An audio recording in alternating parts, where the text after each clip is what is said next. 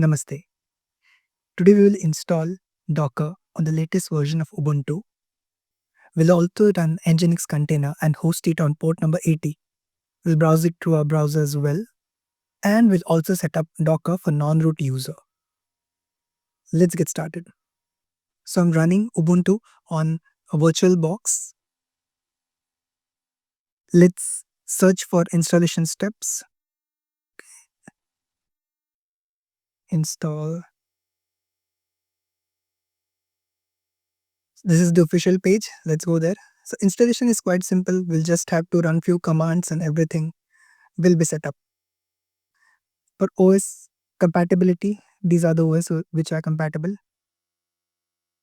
So if you have older versions of Docker already installed, you'll have to run this command to remove it. Let's try that. Just copying it.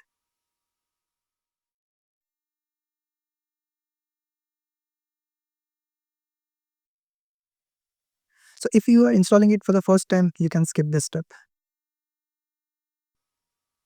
So there are different ways to install Docker.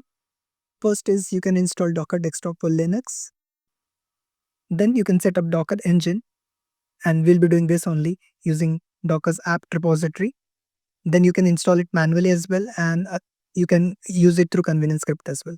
So we'll be following the second method where we'll be just installing Docker engine and not the Docker Desktop, the application.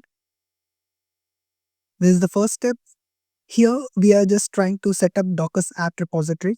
So we'll just copy it. You can copy it completely or one by one.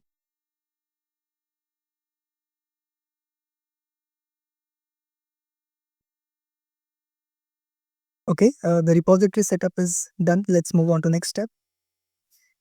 Now this is the step where we're directly installing Docker. Now it installs a lot of other things: Docker C, Docker CLI, containerd, etc. It also installs Docker Compose plugin as well. So we'll install that.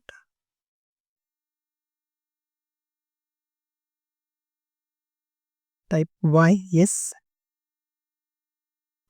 Okay, this is done.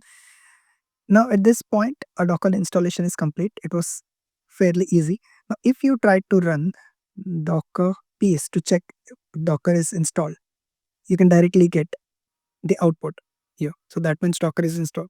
In case you get an error while running this command, just try to run it through as a root user, sudo docker ps, like this, in case you get error. Now let's try and run a container, NGINX container. Docker run -d detached mode, then -p for port. We'll host it on port 80.